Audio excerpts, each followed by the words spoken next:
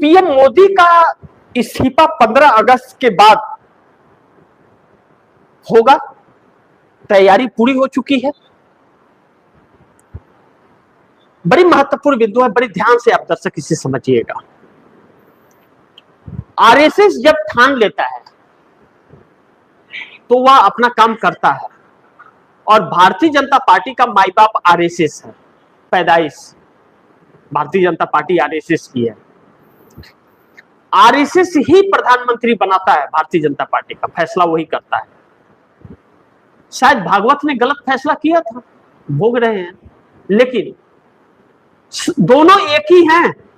सिक्के के दो पहलू हैं, हेड और टेल हैं एक ही है। इतना कुछ होने के बाद भी छात्रों को एंटी नेशनल भागवत ने बोला था, लेकिन जब छात्र संवाद किया और बैकफायर कर गया तब छात्रों के सपोर्ट में आया। जब रिपोर्ट आ गई कि अब तो आरएसएस का अंत होने वाला है, आने वाले दिनों में आरएसएस के खिलाफ आंदोलन चलने वाला, तब अकल आई है आरएसएस के मोहन भागवत को। तो पैतरा बदला है उसने।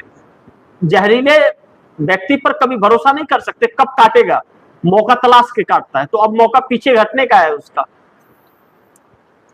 तो आरएसएस जो एनडीए गठबंधन के घटक दलों से एक एक करके चर्चा कर रहा है, तो वह चर्चा क्यों कर रहा है? क्या कोई हरकीर्तन कराना है क्या उसको कि कर रहा है? एक कोई मतलबी व्यक्ति किसी से मिलता है तो कुछ न कुछ उसका मतलब होता है। तो बातचीत अगर चल रही है तो कुछ तो चल रही है। और योगी के बयान कह रहे हैं कि योगी का इस्तीफा होगा और अमित शाह का भी इस्तीफा होगा, मोदी का भी होगा। अब ऐसे में जब आरएसएस बोझ बन गया है और भारतीय जनता पार्टी के लोग ही मोदी और शाह के सपोर्ट में नहीं है, तो फिर सरकार चली जाए, इससे अच्छा इन लोगों को हटा दे। लेकिन आरएसएस के प्रयास, क्या अब मोदी शाह इतने कमजोर हो गए हैं कि जो आरएसएस जुबान नहीं खोल पा रहा था वह आरएसएस इस्तीफे तक पहुंच जाए? तो इस वक्त भारतीय जनता पार्टी के अंदर जो बगावत कह ले, भगदड़ कह ले, धुआं उठ रहा है, कुछ भी कह ले, यानी कि टूट फूट वाली परिस्थिति कह ले, कुछ भी कह सकते हैं, किसी भी शब्द का इस्तेमाल कर ले, जो यह हालात बने हैं, इससे यह पता चल रहा है कि मोदी और शाह के खिलाफ भाजपा में लोग हो गए। वह लोग जिनके वजूद को खत्म कर दिया गया मोदी शाह के जरिए, वह लोग जिनके चेहरे को दबा दिया गया, उन्हें उठने नहीं दिया गया। और दूसरी एक बहुत बड़ी चुनौती यह आ गई आरएसएस और भाजपा के सामने कि कोई ऐसा चेहरा भाजपा के पास नहीं बचा जिस चेहरे पर चुनाव लड़के और देश में वोट मांगा जा सके। कोई एक चेहरा नहीं है। अमित शाह वह चेहरा नहीं है, योगी वह चेहरा नहीं है जिनके नाम पर पूरे देश में हो रहा है, क्योंकि भ्रम लोगों का टूट चुका है। ठीक है, आप योगी हैं तो जाइए मंदिर में घंटा बजाइए। आप देश चलाने के लिए योगी बने थे क्या? आप तो पूरे संसार से मुक्त हुए थे, योगी बन गए थे, भगवान के ओ में थे आप, शरण में। तो यहाँ राज चलाने किस लिए आ गए? यानी कि लोग तो लोभी व्यक्ति साधु नहीं बनता। तो इन सब में लोग प्राप्त है और यही लोग बहुत भारी पड़ रहा है। इस बीच में जब पूरी तरह से नरेंद्र मोदी को हटाने की पूरी फुल तैयारी हो चुकी है आरएसएस की, अब तो हटा देना, नहीं तो सरकार गिरा देगा आरएसएस। भारतीय जनता पार्टी के सांसद ही इस्तीफा देकर सरकार गिरा देंगे, सरकार गिर जाएगी।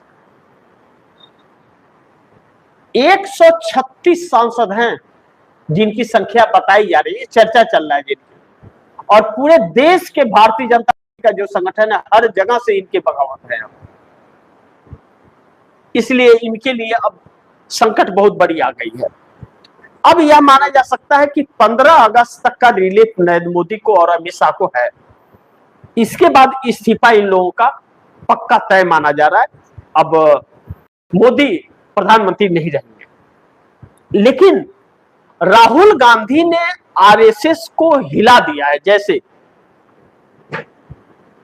क्योंकि राहुल गांधी ने जिस तरह से आरएसएस के ऊपर हमला किया, अडानी के ऊपर हमला किया, मोदी शाह को ऊपर जिस तरह से हमला प्रयागराज में किया, कोटा राजस्थान के अंदर जो छात्रों से संवाद था राहुल गांधी का वह अलग था, देहरादून में अलग था, प्रयागराज में अलग हुआ है। और पटना का सभा को देखकर कि पटना में कैसा होगा जो चंद दिनों बाद होना है, उसे देख करके इस सरकार की रूह कांप गई है, रूह कांप गई है।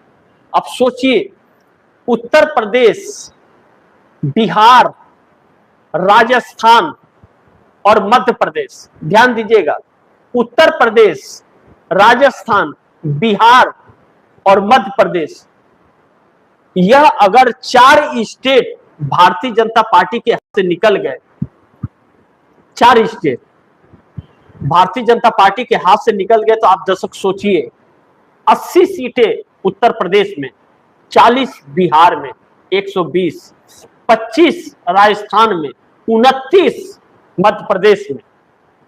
आप दर्शक समझ रहे हैं, या तकरीबन 200 के आसपास सीटें होती हैं। एक झटके में भारतीय जनता पार्टी धूल चाटेगी और आरएसएस कौन सा बिल में ढुकेगा उसे पता भी नहीं चलेगा देश को। इन्हें अब अपना अंत नजर आ रहा है और यही अंत इनके पतन का कारण बनने जा रहा है। तो भारत के जेनजी जो है ना, भारत के जेनजी को अब राहुल गांधी ने एक कर दिया है, जगा दिया है गांधीवादी तरीके से। यही इन लोगों की सबसे बड़ी हार है। अब जब भागवत देख लिए कि अब रिएक्शन बहुत ज्यादा होने वाला है और उल्टा पड़ जाने वाला है, कहीं कहते हैं ना, तब पछताए होत है क्या जब चिड़िया चुन गई खेत, इतना देर न हो जाए, इतना देर न हो जाए कि फिर संभाल ना पाए। तो इससे अच्छा अब इनको विदा कर दो। तो नरेंद्र मोदी के, प्रधानमंत्री मोदी के इस्तीफे पर मुहर लग रही है और राहुल गांधी ने एक रास्ता जेनजी को भी दे दिया और इस देश के राजनेताओं को राहुल गांधी ने एक सीख दे दी कि जो भी देश के खिलाफ आएगा, जो भी अपने वादे से मुकरेगा, जो भी इस देश के लोकतंत्र को खत्म करने की कोशिश करेगा, जो भी संविधान के रास्ते से अलग जाएगा, इस देश का युवा पीढ़ी उससे आएगा। यह बात राहुल गांधी ने साबित कर दिया और यह एक संदेश इस देश के राजनीतिज्ञों को दे दिया कि षड्यंत्र नहीं चलेंगे, यहां पर चलेगा तो सिर्फ और सिर्फ लोकतंत्र और संविधान। अब ऐसे में आप दर्शकों की क्या राय है, क्या सुझाव है, कमेंट बॉक्स में जरूर दीजिएगा। इस खबर को ज्यादा से ज्यादा शेयर कीजिएगा, अपने दोस्तों को भी कहिएगा आगे शेयर करें। और आपने अगर टीएफडी इंडिया न्यूज 24 को सब्सक्राइब नहीं किया, सब्सक्राइब कर लीजिए, अपने दोस्तों को भी कहिएगा सब्सक्राइब करें। मिलते हैं अगली खबर के साथ, तब तक के लिए नमस्कार।